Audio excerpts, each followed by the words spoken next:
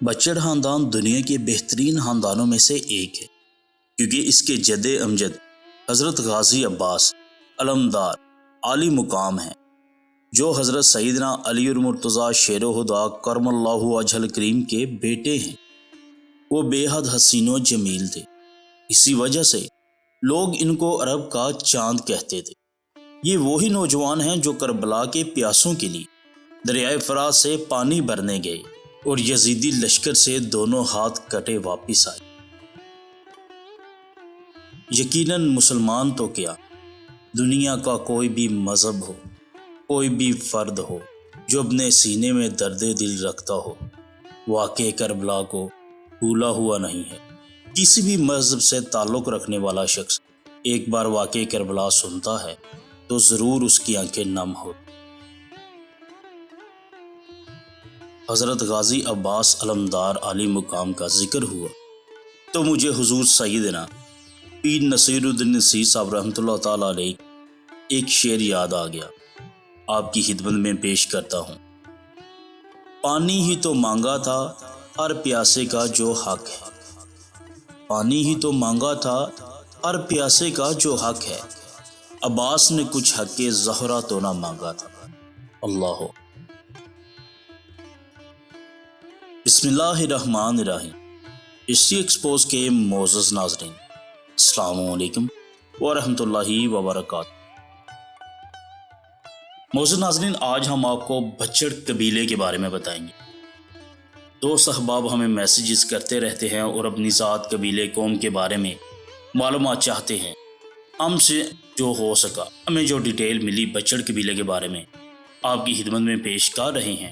امید ہے آپ کو پسند آئے گی، لیکن یہ یاد رکھیے گا کہ جو بھی ہمارے پاس ڈیٹیل ہوتی ہے یہ ہم نے مختلف کتابوں سے، ویب سائٹ سے اٹھائی ہوتی ہے، تو اس میں کمی بیشی ہونے کی صورت میں ہمیں معاف کیجیے گا، کیونکہ ہم تاریخ دان تو ہے نہیں، چھوٹے سے یوٹیوبر ہے۔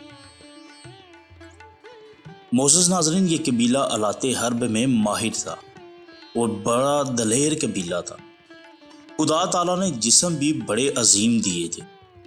11ویں صدی عیسوی میں بابا اون قطب شاہ رحمۃ اللہ تعالیٰ علیہ، جو بچڑ عوان قبیلے کے جد امجد تھے، وہ حضرت محمود غزنوی رحمۃ اللہ تعالیٰ علیہ کے ساتھ برصغیر میں داخل ہوئے۔ ہندوستان کے راجے اور سردار ان کا مقابلہ نہ کر سکے اور حضرت محمود غزنوی رحمۃ اللہ تعالیٰ علیہ نے سارا علاقہ فتح کر لیا۔ بعد میں محمود غزنوی رحمۃ اللہ تعالیٰ علیہ اپنے اصلی ملک افغانستان لوٹ گئے، مگر اپنے کچھ سپاہیوں اور بابا قطب شاہ رحمۃ اللہ تعالیٰ علیہ کو سونس کیسر کے وسیع علاقے پر حکومت دے کر یہیں چھوڑ گئے۔ بابا قطب شاہ رحمۃ اللہ تعالیٰ علیہ جو عوان اور بچڑوں کے بزرگ ہیں، وہ یہیں بس گئے۔ عوان اور بچڑ پیچھے جا کر ایک باپ کی اولاد ہے۔ اور ناظرین، آپ کبھی چکوال کے ایریے میں جائیں تو آپ کو وہاں بے شمار عوان ملیں گے۔ 15ویں صدی عیسوی میں اس عوان قبیلے کے ایک سردار، جن کا نام ان کے پیر نے بچڑ رکھا تھا، ان کے اپنے نام پر ایک قبیلہ مارز وجود میں آیا، جو گجرات سے چلا اور مختلف جگہوں سے ہوتا ہوا بگی بکی نام کے ایک گاؤں جو ضلع سرگودا میں ہے، وہاں آیا اور یہیں رہائش پذیر ہوئے۔ وہاں پہلے سے کمبو قبیلہ آباد تھا، جن سے پانی اور چراگاہ کے معاملات پر ان کے اختلافات بڑھ گئے۔ نوبت قتل و غارت پر آ پہنچی اور ایک لڑائی میں بچڑوں نے کمبو قبیلے کے 8 افراد کو قتل کر کے ان کی لاشیں دریائے جہلم میں بہا دی۔ اس دشمنی کی وجہ سے اب بچڑوں کا یہاں رہنا دشوار ہو چکا تھا، تو وہ اپنے سردار ملک بندہ خان بچڑ کی قیادت میں وہاں سے نقل مکانی کر کے وہاں کیلا ضلع ہوشاب میں آباد ہو گئے، جہاں شیر شاہ سوری کا بنایا ہوا پانی کا ایک بڑا کنواں موجود تھا۔ یہی سردار ملک بندہ خان بچڑ بندیال خاندان کے جد امجد بھی ہیں۔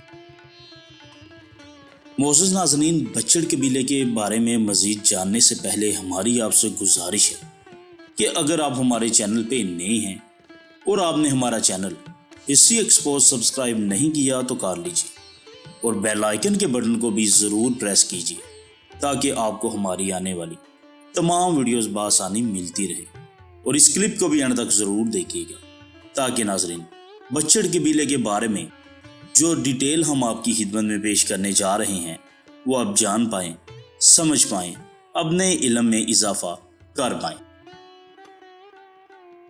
معزز ناظرین، بات ہو رہی تھی سردار ملک بندہ خان بچڑ بندیال خاندان کے جد امجد بھی ہیں۔ وہاں کیلا میں آبادی کے بعد کچھ خاندان آگے مغرب کی جانب چلتے چلتے کنیا میں دریائے سندھ کے کنارے پر آ کر آباد ہو گئے۔ یہاں کا سردار سنبل پٹھان تھا۔ یہاں بسنے والے بچڑوں کے بچے جب جوان ہو چکے تو اب مقامی قبائل سے ان سے لڑائی جھگڑے ہونے لگے، تو بچڑوں کو سمجھ میں آ گئی کہ اب سنبلوں سے بھی لڑائی ناگزیر ہے۔ یہاں بھی دونوں خاندانوں کے درمیان شدید قسم کی لڑائی ہوئی، جس میں دونوں اطراف سے کئی افراد جاں بحق ہوئے۔ بالآخر ہوا یہ، سنبل قبیلے کو شکست ہوئی اور وہ بچڑ قبیلے کے سامنے گھٹنے ٹیکنے پر مجبور ہو گئے، مگر تعداد میں کم ہونے کی وجہ سے بچڑوں نے مزید اس علاقے میں رہنا مناسب نہیں سمجھا، اور اس کے بعد وہاں سے بچڑوں نے مختلف علاقوں کی طرف ہجرت کی، جن میں سے وہاں بچڑا کا نیا فتح شدہ علاقہ بھی شامل تھا۔ وہاں بچڑا میں شیر شاہ سوری کے دور میں تعمیر ہونے والے کنویں کے قریب پہلے ہی بہت سے بچڑ خاندانوں کے افراد رہائش پذیر تھے۔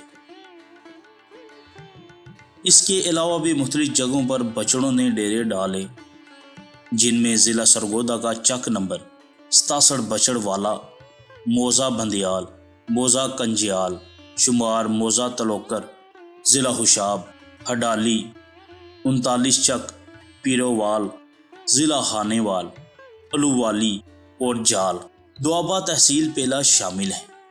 بچڑ خاندان کی کچھ شاخیں جو وہاں بچڑوں پر آباد ہیں، جن میں ودو ہیل، محمد ہیل، پہلوان ہیل، طاہر ہیل، بیگو ہیل، احوند خیال، میاں احمد ہیل، اروڑی ہیل، کوڑے ہیل، بشارت ہیل، میاں شیر ہیل، بندیال بچڑ، بیگو ہیل بچڑ، ممبارز ہیل، شاہو ہیل اور جانے ہیل وغیرہ شامل ہے۔ ودو ہیل برادری کے کچھ افراد کوٹ جائی اور رحمانی ہیل، ڈیرہ اسماعیل خان، جال اور سوریاں ضلع چکوال میں آباد ہے۔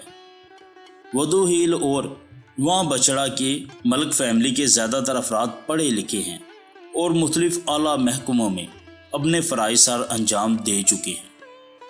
وہاں بچڑا کے ملک فیملی سیاسی طور پر ضلع میاں والی اپنا ایک مقام رکھتی ہے۔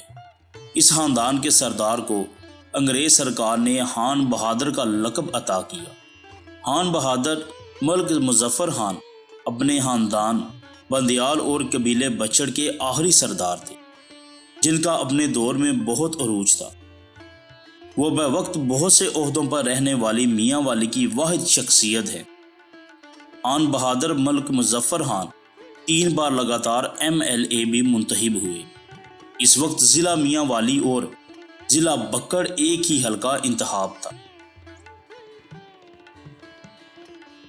تو ہسٹری ایکسپوز کے معزز ناظرین، آپ کو آج کا ہمارا یہ کلپ کیسا لگا؟